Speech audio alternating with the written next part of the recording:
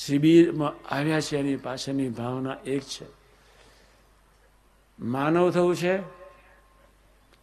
માનવમાંથી દેવ થવું છે, દેવમાંથી ભક્ત થવું છે, અને ભક્તમાંથી ભૂલકું થવું છે. આ 4 સ્ટેજ છે.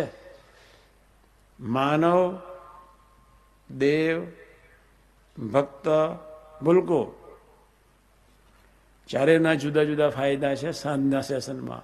માનવને શું ફળ મળે, દેવને શું ફળ મળે, ભક્તને શું ફળ મળે, ભૂલકુને શું. પણ દીપોત્સવીને જેમ આ શિબિરમાં આપણે નફો તો કરજો, ઘરે બી જઈને દરેકમાંથી સારું લેજો. અહીંયા તમે આવ્યા 2.5 દિવસ સાથે રહેશો, ટેન્ટમાં રહેશો, મળ્યું નહીં કદાચ ઓઢવાનું, કોકનું ખેંચી નહીં લેતા પૈસા. તમારા બોસને કહેજો. અમે બધા એવું કરતા હતા. યોગી મહારાજ અમને ભૂલાવી દીધો.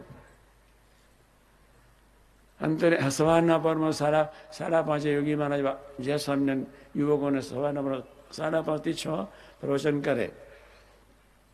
અમે રાત્રે ધમાલ જ કર્યો. કોઈનું ઉશીકું અંતાડી દીધું હોય, કોઈનું ગોદડું અંતાડી દીધું હોય. પછી જય સ્વામિનારાયણ રાત્રે પછી પોતપોતાનું લઈને સૂઈ જતા. કોઈનું અંતાડી પછી સવારના પરમાં સ્વામીજી શરૂ કરે, અલર્ટ થઈ જતા બીજે દિવસે. પછી અમને ધીમે રહીને 5 દિવસ પછી ધીમે રહીને કહ્યું, ગરમ પાણીએ નાવશો કે ઠંડે પાણીએ? તે વખત તો કડકડતી ઠંડી 1954. અત્યારે તો ઠંડી જ જતી રહી. એટલે તે એટલી ઠંડી લાગે, એટલી ઠંડી લાગે. મેં કહ્યું, સ્વામી અમે તો ગરમ પાણીએ નહીએ છે. સ્વામી કે તમારા જેવા બુદ્ધિશાળી છોકરાઓ ભૂલ કરે બરોબર ના કહેવાય. ઠંડે પાણીએ નાવાથી સેલ મજબૂત થાય, આમ શરીર મજબૂત બને. આમ અમને ખબર જ નથી, એમને ખબર હતી. અખતરો કરજો ઘેર જઈને. ગરમ પાણી અને ઠંડે પાણીથી નાહવાથી સેલ મજબૂત થાય.